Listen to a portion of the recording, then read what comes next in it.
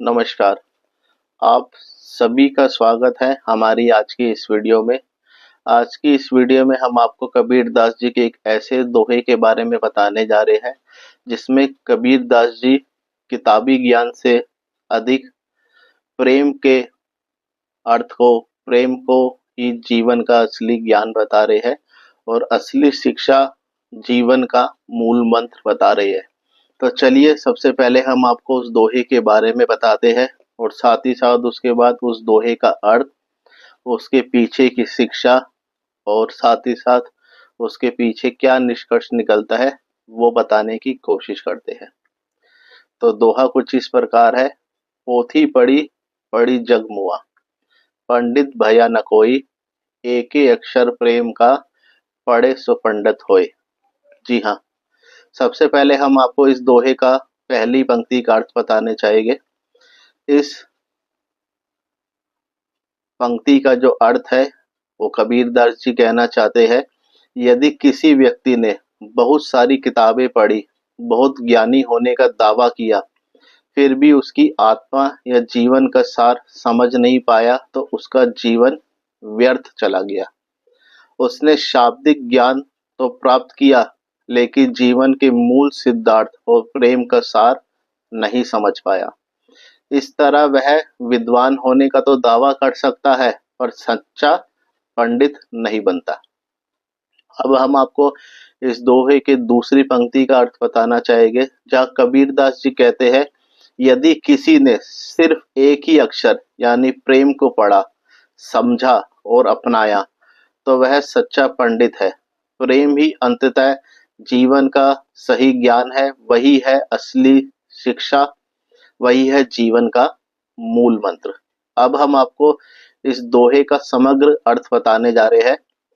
यह दोहा जीवन के संपूर्ण ज्ञान और विद्या के महत्व को समझाते हुए यह भी कहते हैं कि शाब्दिक ज्ञान से अधिक महत्वपूर्ण है जीवन का सार और प्रेम का स्वरूप।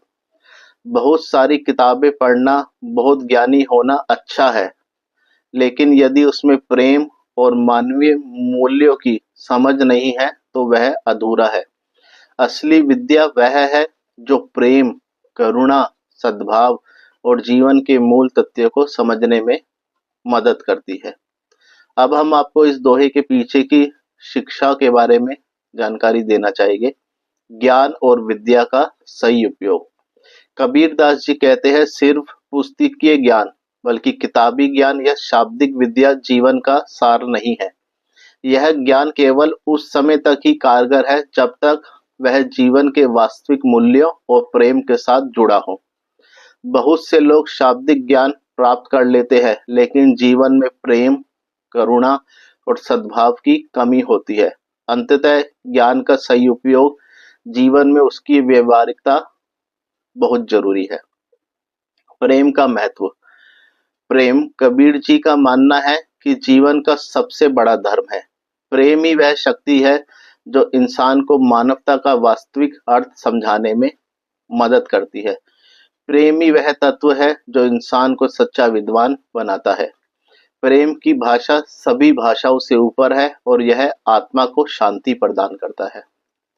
आत्मा की सच्चाई। कबीरदास जी का यह दोहा आत्मा की सच्चाई को भी उजागर करता है। यदि हम सिर्फ शाब्दिक ज्ञान में डूबे रहते हैं तो हम अपनी आत्मा को नहीं समझ पाते, लेकिन यदि हम प्रेम और करुणा के माध्यम से अपने जीवन को संवारते हैं तो हम सच्चे ज्ञानी बन सकते हैं। सच्चे पंडित की परिभाषा। कबीरदास जी का मानना है, सच्चा पंडित वही है जो प्रेम का पाठ पढ़े और उसे अपने जीवन में उतारे।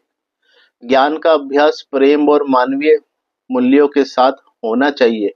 पढ़ाई लिखाई से अधिक जरूरी है अपने आचरण और व्यवहार में प्रेम को स्थान देना। ध्यान और जीवन का उद्देश्य। यह दोहा हमें यह भी सिखाता है कि जीवन का मुख्य उद्देश्य प्रेम और सद्भाव को समझना और उसे फैलाना होता है। जब हम प्रेम को अपनाते हैं तो हम जीवन के हर पहलू में संतुष्टि और शांति प्राप्त कर पाते हैं। इस दोहे के जीवन में अनुप्रयोग। ज्ञान का सदुपयोग। हमें सिर्फ किताबी ज्ञान ही नहीं बल्कि उसे अपने जीवन में लागू भी करना चाहिए। ज्ञान ही सही उपयोग ही सच्चे विद्वान बनने का रास्ता है। प्रेम का पालन। अपने जीवन में प्रेम, करुणा और सद्भाव को बढ़ावा देना चाहिए। यह हमें इंसानियत का सच्चा पाठ पढ़ाता है। आत्मिक विकास। अपने अंदर प्रेम और करुणा का संचार करें, तभी आप सच्चे ज्ञानी और पंडित बन सकते हैं। सामाजिक सद्भाव।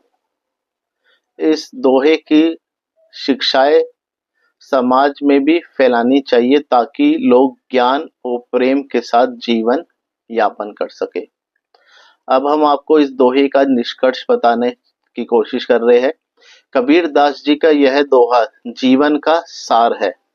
यह शिक्षा देता है कि शाब्दिक ज्ञान से अधिक जरूरी है प्रेम, सद्भाव और मानवता का पालन करना। ज्ञान का असली मकसद जीवन को सुंदर बनाना और मानवता की सेवा करना होता है। यदि हम प्रेम को पढ़ ले तो हम वास्तव में ज्ञानी बन सकते हैं। तो इसी के साथ हमारी आज की वीडियो यहीं समाप्त होती है। आपको ये वीडियो कैसी लगी हमें जरूर बताइएगा, और यदि हमसे कहीं शब्दों में बोलने में कहीं गलती हुई हो तो हमें क्षमा कीजिएगा। धन्यवाद।